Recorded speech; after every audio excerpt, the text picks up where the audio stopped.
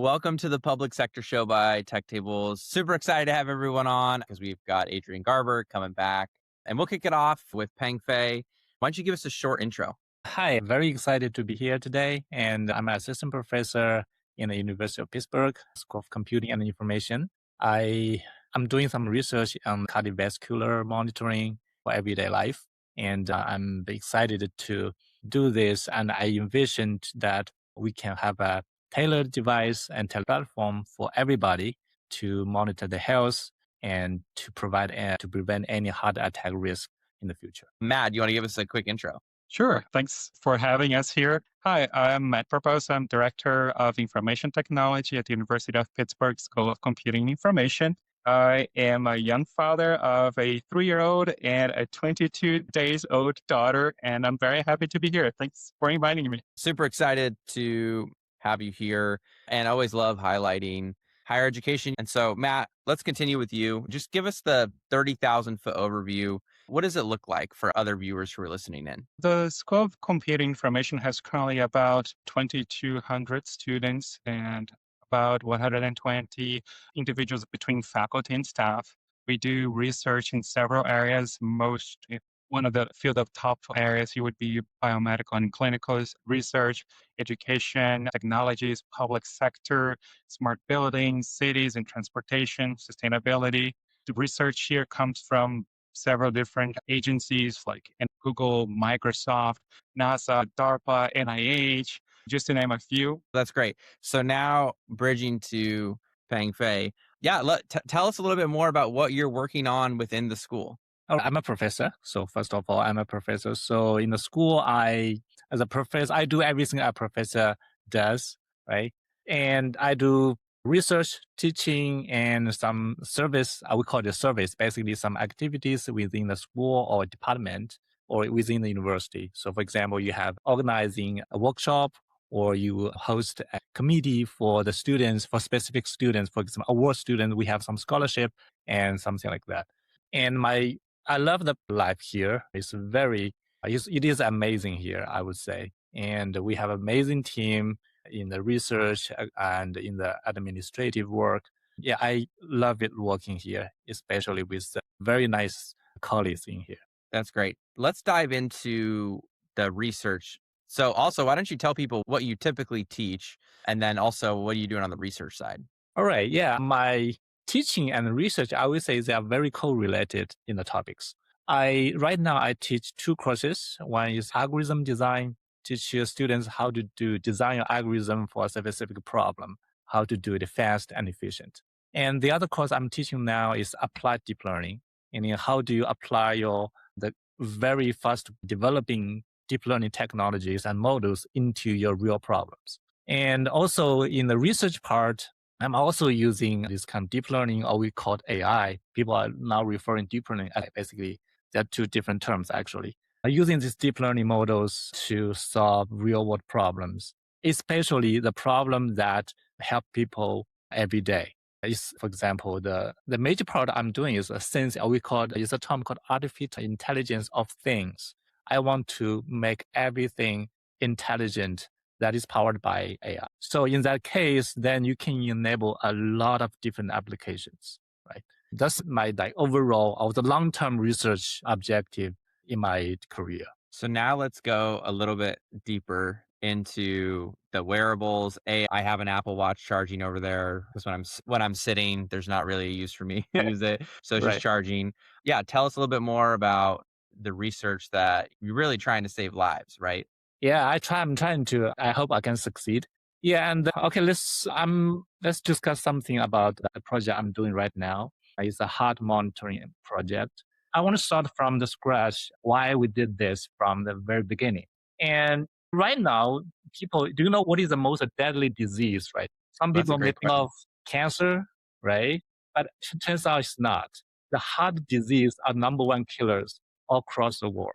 For example, in last year, if I remember correctly, that 20 million people would die from heart disease. And in the US, it's about 300,000.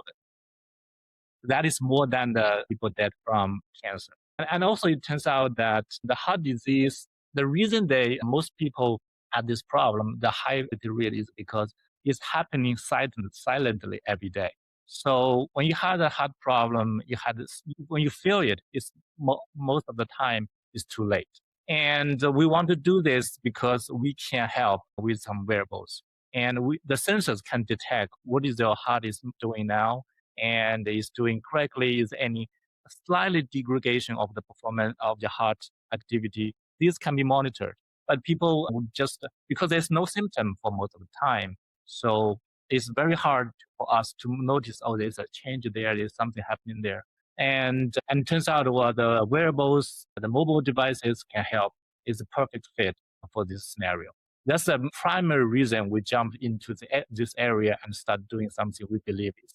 And from there, we start from very basic things and move to the future. We would envision that we want this build a platform for everybody running on your mobile device and connecting data using sensors every day and monitor what the heart is doing now and give you some feedback, give you some warning, give you some analysis. Hey, there's a high risk. We believe there's a high risk. You need to see some doctor, something like that. That's great. I actually knew that was number one, that heart disease was number one, only because my brother is actually a spinal surgeon, super random.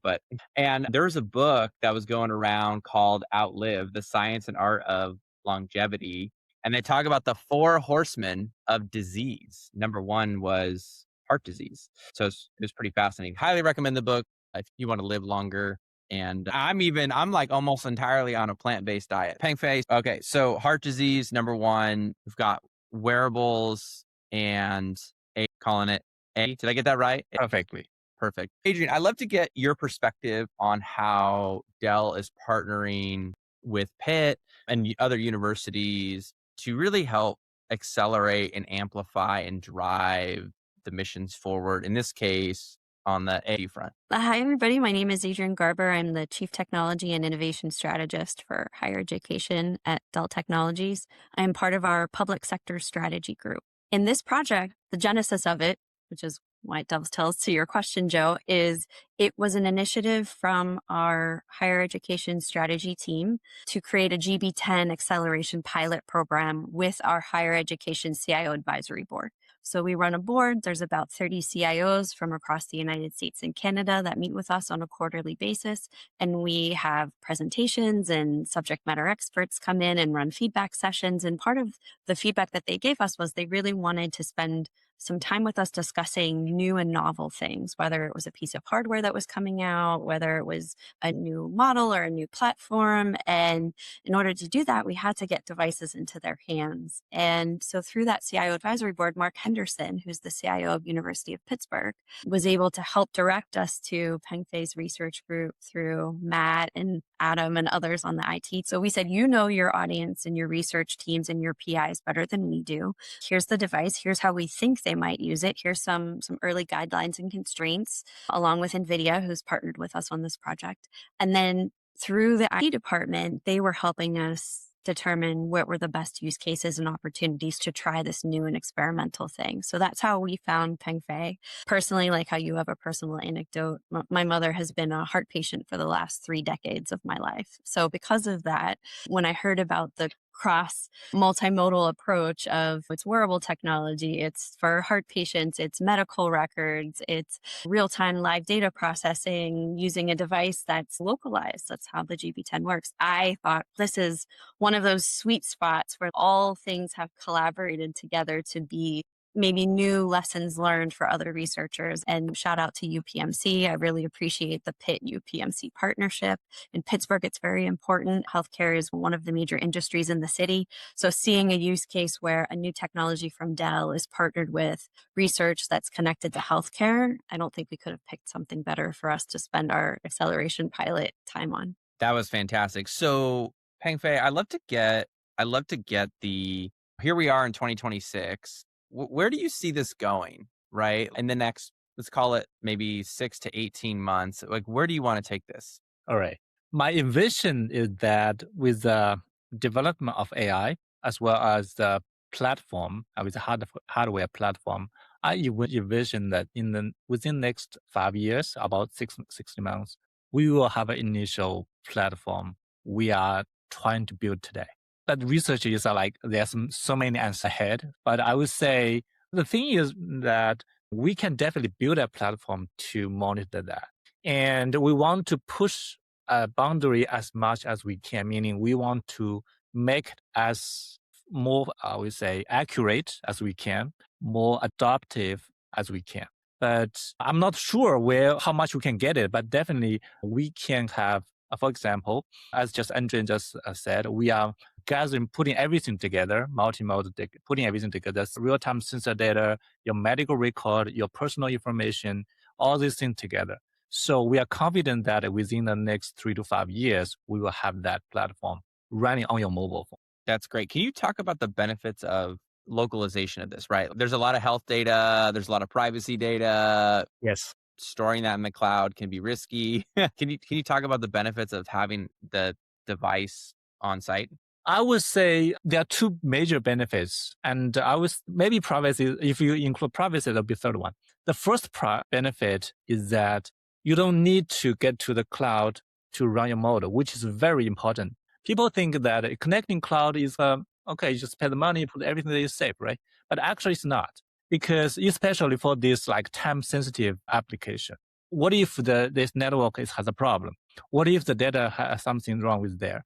And the cloud is handling so much data at the same time, then it's very hard for them to tailor your data and put data into your application. And if you host the data, do it locally, is fast, very efficient, and also the most importantly is personalized. It's running only for you and running based on your data.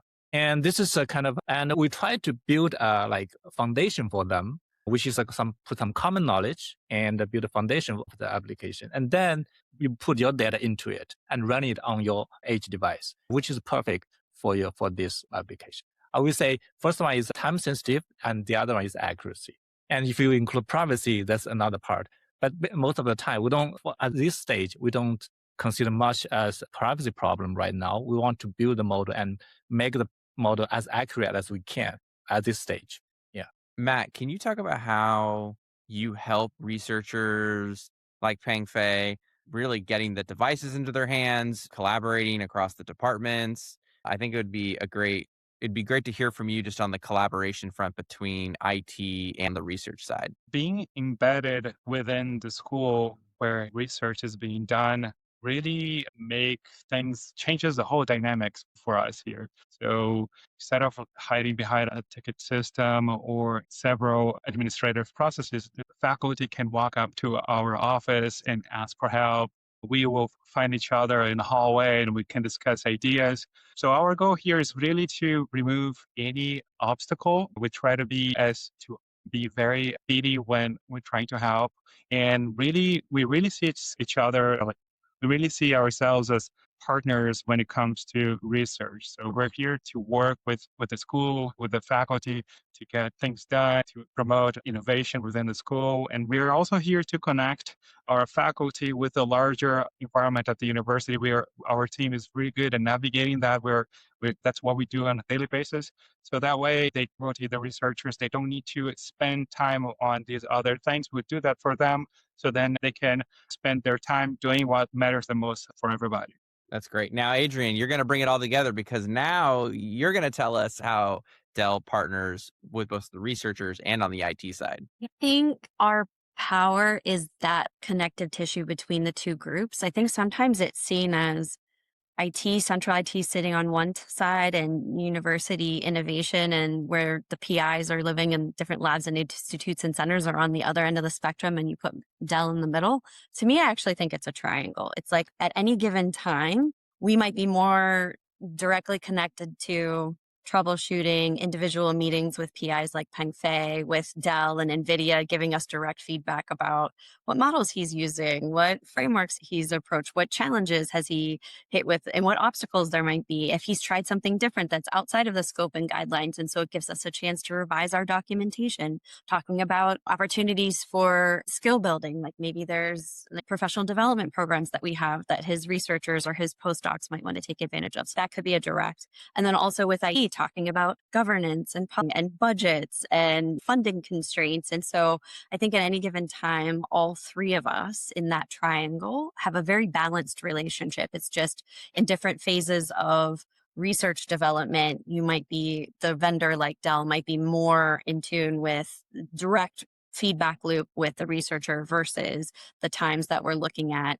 governance and a systemic approach and looking for additional pilots, going back and adding new technology. So I know for University of Pittsburgh, we've actually deployed extra GB10 devices to the university because of the work that Pengfei is doing and having other labs be involved and other research centers and institutes. So I think that the whole idea about bringing it all together, it's balancing the financial constraints, the governance constraints, like the things that you don't want to stymie innovation, but they are mandates from the university and there are rules and regulations that need to be followed. And so as a vendor, like we're very much in line with the things that Matt's team needs in order for projects to move forward.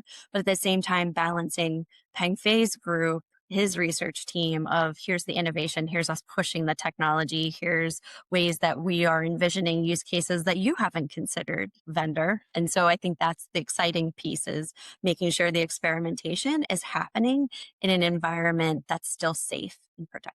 So Adrienne's probably going to laugh at me, but I am going to correct her on the podcast because, hey, I got the podcast. So your name's on, you're allowed to do what You're you right. want. It is my podcast. So you kept referring to yourself as a vendor, but having spent some time with Adrienne, I would put her in the partner bucket. I'm going to just put you in the partner bucket. So a I feel vendor, like I just got upgraded. I'll take it. yeah, you got to upgrade it. Yeah.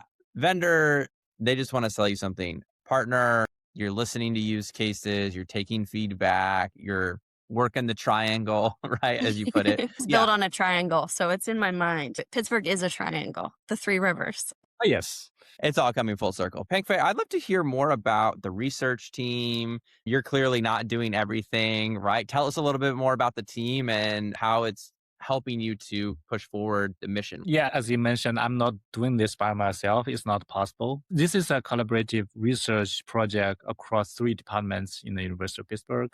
And I'm the PI in the School of Computing and Information, and I have a collaborator we got from Electrical Computer Engineering department. And we also have a collaborator from the medical school, which is cardiovascular professional. So we are doing this together to do that.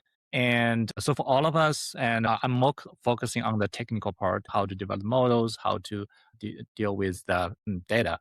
And the group team in the ECE department, they are more focused on how to do this computation on your device, how to make it efficient, something like, because the model will eventually run on your mobile device, and the mobile device is a battery power, so you want to make it efficient. And the other one, the medical school, the team is doing the recruit patients, collect data, and provide very professional knowledge and guidance. How should we do it? Which part is important? Something like that. So very unique medical domain knowledge. This is our big team. And on my small team, where I have 3 PhD students working with me, and they are doing a great job. Can you describe just a little bit more about maybe some of the specific use cases that they are working on too?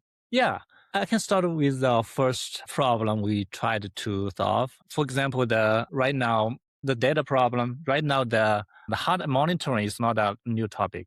People are doing it for many years. And for example, people are monitoring the blood pressure. And as we discussed before, this kind of heart disease happening silently all the time. So if you put more effort to monitor it, to track the status, you will be more conscious, or know when should you see a doctor. But even the monitoring the heart blood pressure is not something people do every day. For example, I don't do it every day, and I don't believe most people do it. But it turns out people are having it long before they really realize it has happened. And it is because when you are doing the blood pressure, basically you have to wear a cuff and pump some gas into it and release it, and you have a mirror on it, right? So this is a problem. Say, can you do that? Theoretically, yes, you can do that every day, but people won't do that. It's too troublesome. And so then we want to build something can sense your heart blood pressure continuously. You don't need any intervention into it. So then we have tried to build some sensor data from it. And right now, The sensor data then problems becomes the accuracy problem. Some of the sensor data is easy to get, but it's not no accuracy. But some of them, for example, you attach some tablets on your body, you measure the electricity running through your heart, which is called electrical photography. It's called ECG. But that kind of is also a problem because you can do that every day. You wear the tabs. So then the technical problem becomes, can we somehow combine the two to get it done? Right, to get a cheaper sensor, which we call PPG, basically is a light signal from your body. We share a light on your vessel and get a reflection on that. We measure that. But this is continuous. You don't need to do anything, just a wearable, wear a mobile device. Like you have an Apple Watch, you probably have that too. So you measure the signal and we try to use that signal to generate the electric signal at the same time and then combine the two to measure your blood pressure. So, and we did a very good job and get very amazing results right now. That's all. It's a little detail, but I always say is that it kind of data problem, how to generate different modality of it and get things done. Yeah, no, that's great. So Matt, I wanted to jump back to you. So Pengfei, he's got a lot going on. We've got multiple researchers. I'd like to hear more about the cross-functional collaboration, which I think is really underrated. I think it's easy to say that and much harder to do, especially at the university level.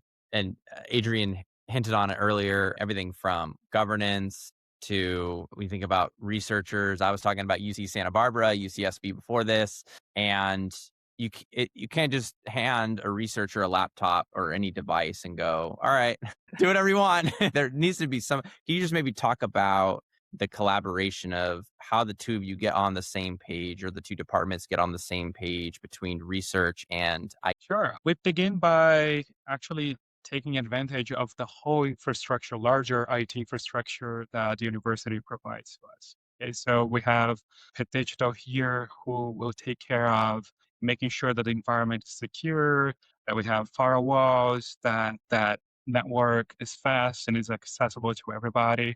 So this is the larger IT here within the university. And they do a very, like if you see the size of their operations, it's a jaw-dropping kind of thing. My team here will then make the bridge between the larger with the local. And that's the part that the researcher gets to work with us, not only in one project, but over the years, they're going to be working with us. And sometimes there are cases that because we work with basically like all the researchers here within the school, my team will have information that we learned from working with some other PI, and that can help with Pengfei's research. Not only that, we are in really close contact with the university, like with Pitt Digital here. So we know what they can offer. We sometimes, because it's not always the case that we should do things locally here, right? We have our Center for Research and Computing and Data that has much more, way better tooling than our local IT department will have. But being possession of this information is what allows us to help to aid the PI to make better decisions, to also support them. The other day, we had here a PhD student who was looking for an LLM model. And it turned out that he had spent already like about a week looking for something that would fit his research, his thesis. And it turned out that we had worked with Lima for creating an environment for a course where we were teaching here in the school. It was the matter of simply him like walking up to my door. I was like, have you tried this? And said, oh, actually, no, I'll give this a try. And it was a couple of days later, he came back saying, oh, thank you so much. That was exactly what I needed. So this is how we have this really close, being in close proximity, even with the PIs here within the school. We know each other. This relationship with them is, in my opinion, priceless. And it's very hard or impractical to replicate at a larger scale. So that's why we're very successful in collaborating with the PIs here. Yeah, that's got to be a lot of fun. It's interesting too. There's a book called, you don't even have to read it. The title says everything. Who, not how, right? I think a lot of times we spend a lot of time like, hey, how am I going to do this? And a week goes by and you're like, I don't know. And then finally you ask somebody and they then become my who. They figure it out, right? So I love that. So as we start to turn the corner towards wrapping up the podcast in the next 10 or so minutes, There's a lot of technology going on. There's a lot of innovation. It's a fun time to be alive. I mainly use, and when I say AI, I'm mainly referring to generative AI for myself, but I also realize that there are lots of different types out there. You mentioned earlier, Pengfei, you said deep learning, right? That's another one. I think even too, I think early on, and still a lot of people confuse machine learning with AI.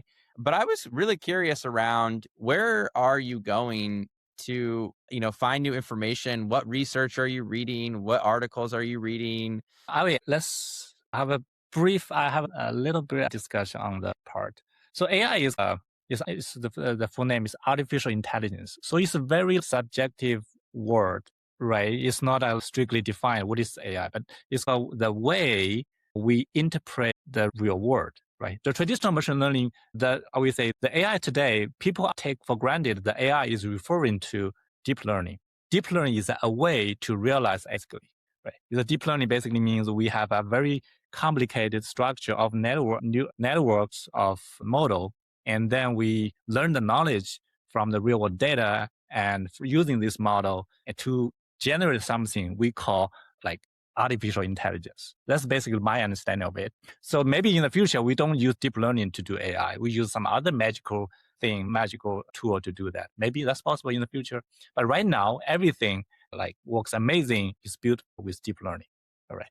And also is a synthetic structure from your human brain, because your brain works like the structure of your brain, neurons in your brain is connected in a similar way. And we mimic that structure in deep learning. Right. That's my understanding. And the other thing is about the problem, always craft and look into different problems in here. I read everything basically. I like articles, I read research papers, I watch videos, basically I like read everything. I don't specifically rely on research papers to find my next research topic. But although I read different things, they serve a different purpose.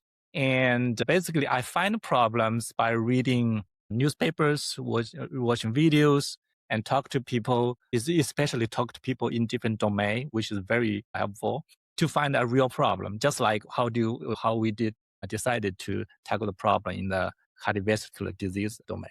And once I have the problem, then I will refer to the research papers and what I have done before, or models we have there from research papers, and then solve the problem. So it's a different stage. Find the problems across the broader domain and tackle the problem in your specific knowledge using a specific technology. Yes, how we do things. And I always say my research is like application oriented and in some case problem oriented.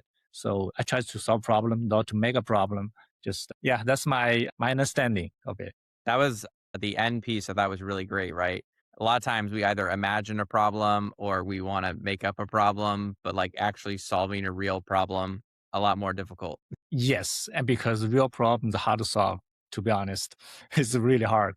But although it's hard, I will try to, if it is worth doing, even if you just make a dent on it, right? It's because it's a real problem. Okay, so I love that you said just make a dent, because AI has been around for a while, right? Yeah. If you go through the history, and everyone's been making a dent on it, right? As we wrap this up, there's going to be a great conference, PERC, the Practice and Experience in Advanced Research and Computing in Minneapolis. I think it's next month, so it's coming up fast. I always love conferences. I think that's a great way to generate serendipity. Dell's going to be there. I think Pitt's going to have a booth there. As we round out the podcast, when you go to conferences like this, Matt, you're coming from the IT side, Pengfei, you're coming from the research side. What are you looking to grab? Is it new information? Is it connection? Are you trying to figure out what other colleagues are doing at other universities? And then Adrienne, same thing for you. What are you looking for? And Matt, we'll kick off with you and then we'll take it home. We're trying to collect like new trends and bring innovation home, but also to capture more subtle things, like maybe the general perception, sentiment about things. I think you can get a lot of this kind of events without just observing what's on the surface, all the behind, not looking into just like the data, the flashy PowerPoints, but also what are actually people talking about when they leave the presentation. This kind of thing is really what interests me the most. Pengfei, what conferences, when you go to a conference, what are you looking to learn or glean from there? I went to two different kind of conferences. And normally I went to an academic conference, right? There's a presentation about new technology, new research part. For that kind of conference, basically what I do is that, okay, because although I'm working in this area, AIoT area, but that AI is, we have so many different topics and different technology in there. I don't know everything. So I just want to show how people play with it. For example, how do you play? You have large language model, which is very big, and you have a small model running on your mobile device. And now is there a way, for example, to combine the two? Basically, is that I want to see how people play with it, with these technologies. And the other part is different kind of conference that is a showcase of what is a broader community in industry, different departments, or maybe some government or a research part. That for that part, most of the time I was learning what are the real problems there and talk to them to gather some details. I believe details is a key. When you see the detail, then you know, okay, you see the problem is a big problem, is a problem. But from my perspective, I want to somehow solve the problem, or at least push forward the problem a little bit using technology. Then you get to the details. And when you see the details, basically you can tell, okay, whether I can do it. Adrienne, as you close this out, when you go to conferences, what are you looking for, whether it's at EDUCAUSE or more of an academic conference? What are you looking to glean? To answer that question, I have to call Matt and Pengfei out a little bit because a lot of researchers and departments come to conferences looking for funding. So yes, you're looking for ideas. Yes, you're looking to test your own and to showcase things. But that's some of why I think we're there in person, is to build a human connection with our customers, because it's very difficult, especially in these budget constrained environments, to know who are your partners, where might I go, who has resources. And so if you could strike up a conversation because the person sitting next to you and watching that presenter has like-minded interests as you, it reduces some of those barriers to get to very sensitive topics like, I'm looking for XYZ resources, whether it's building human capacity, like you're building out a team and you're looking maybe for engineers from a partner like Dell to come on site and be involved, like physically in a location with you, because that is something we do. We do that through our office of the CTO, where we have embedded engineers on projects like shoulder to shoulder doing co-research creation together, intellectual property development together.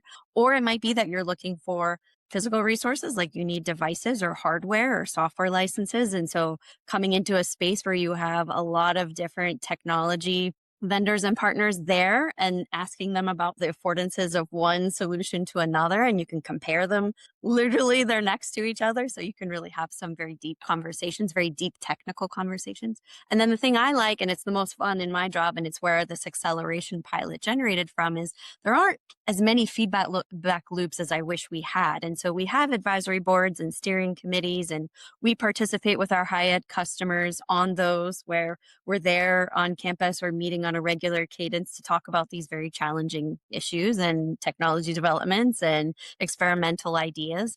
Or it's vice versa, where we want you partnered with us and spending time with us. And so a conference gives a lot of foray into the army of the willing. Who would like to be on these boards or these committees or these steering groups? And what might our work product look like? And how can we create a community of practice together? My background is in academics. I spent 10 years at an R1 institution doing just that, like looking for who were my allies, who were the people that were interested in the same types of problems I was interested in. And conferences are a good way to align yourself with others that want to do the same kind of difficult work and really get in there with you. And so that's the benefit I have seen with both Pengfei and Matt. And the appetite at University of Pittsburgh was they wanted us to create a regular cadence to spend time together to really get to know them. And in doing that, now you're sharing the risk as much as you're sharing the reward. And I feel like for especially what Pengfei is studying, like that's a reward for society at large. Like when he and his research team wins, we all win. And that's definitely an easy for us as a vendor to say, yep, I want to get behind that one, because it's something that we can see has a globalized benefit. So that's the fun, I think, of, aside from getting to go to exotic places like Peru and Minneapolis, you have a chance to really get to spend time with each other in person. And I think that's the community building aspect that's very important. And it's a research, that's the thing with research communities. It's already a community. You're in this high level echelon with the subject matter expertise that you have. There's very few people at a dinner party that's going to understand what you're talking about. So sometimes it's nice for us to get together and have a beverage with each other, because then you're not spending half your conversation explaining the vocabulary that you're using. It's really nice to be around people that just get you and are excited about the same things you're excited about. Matt's smiling, Pengfei smiling. I think I'm at least hitting the mark somewhat. Just waiting for us to tell us whenever you're back in Pittsburgh, and then we can go out together and talk for sure. I love how you just put the whole ecosystem together really nicely, Adrienne. I thought that was great. It takes a village to really get stuff launched, to actually make things happen. We've actually already been on for 90 minutes. We've talked before, and now we've had the podcast. But this is why actually getting together in person is so valuable too, because y'all three might actually just go to, wait for it, Dave and Andy's. I didn't want to get that wrong, so I had to scroll back all the way through my notes at the beginning of this episode. But y'all might go to Dave and Who said Andy's. that? Who brought up that? Yeah, exactly. Build those relationships. And I love what you said, Adrienne. You understand the vocabulary a bit better, which is really great. Because if I meet Pengfei for the first time, he's like, this guy is really high energy. We're trying to figure out what words mean, right? We're connecting. Same thing with Matt. Adrienne's still trying to connect with me after EDUCAUSE last year. And so, no, I think it's a really great bow on, it just really takes a village to really drive innovation. And it's not just one siloed department that's going to make it happen. So I know we could keep going. Maybe you come back on the podcast for a different session, but I really appreciate everyone coming on the show. And thank you all. Thank you. Thank you, Joe. And thanks, Matt. Thanks, Pengfei, for sharing the work that you're doing with us. I really appreciate it.